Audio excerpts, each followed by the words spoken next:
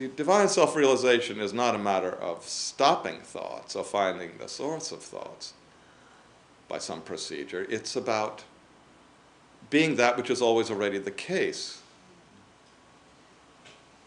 wherein there is no thought, always already no thought, always already no illusions, no perceptions, no world.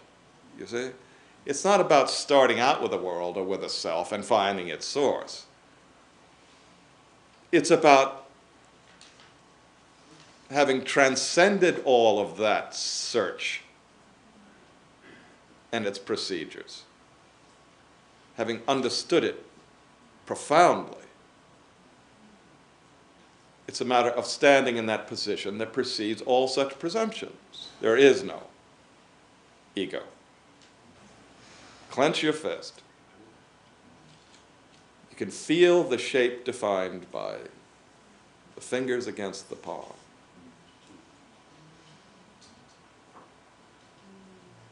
It's got a specificity to it. You can feel that defined shape, space, made by the sensation of your own hand clenched together. But where is it?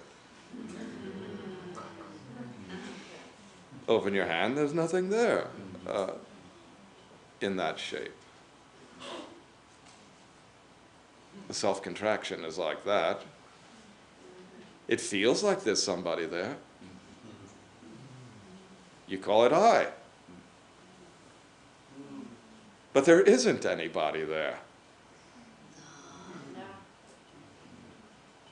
When it is open, when the self-contraction is transcended, there's nobody there.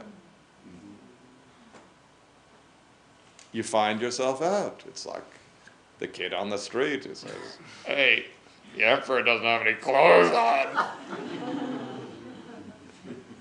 You confess it openly. What a fake you are, or have been. There never was any separate self. This is the theater of lies.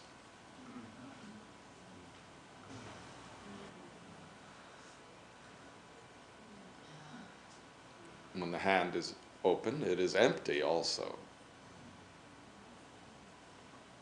There never was that space of separateness. It was defined by your own presumption, your own, so-called your own self-contraction. In other words, that by which you are defined is your own activity. And when the activity is transcended, there was no your own about it. There was no I.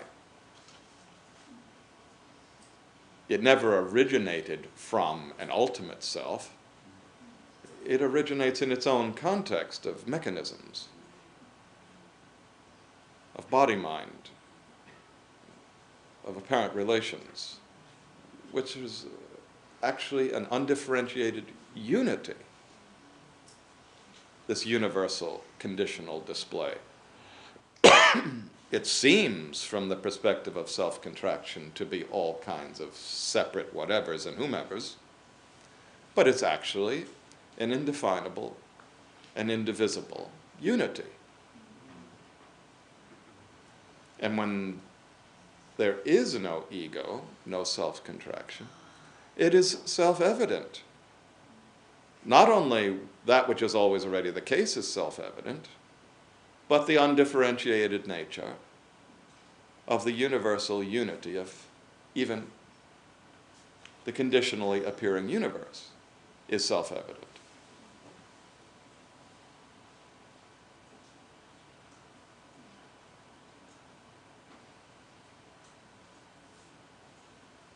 If there is no transcendence of the illusion of egoity, and yet some kind of sense of the indivisibility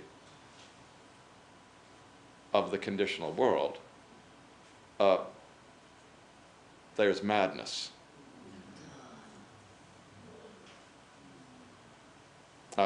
Ego can't tolerate what this sees. You see.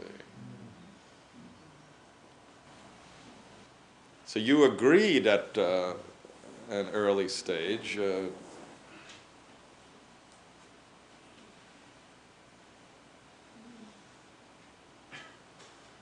post-birth pangs and all, to lie, to be this convention of self-reference, and to play your part by means of the activity of self-contraction. You never told anybody. You got the idea. You got the message. This is how it works under these conditions.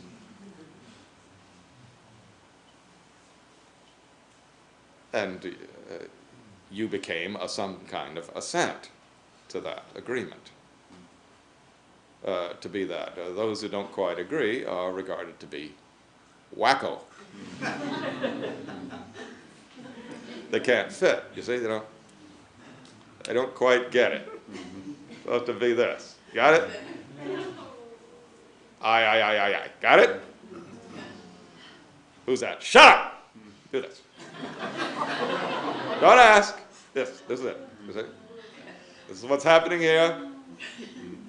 And that's that. Well, sanity then is about transcending these illusions that are there, not just in grandiose speculations, but they're in common everyday speech. It's very fundamental, this I reference, you see, and the self-contraction, therefore, which supports it.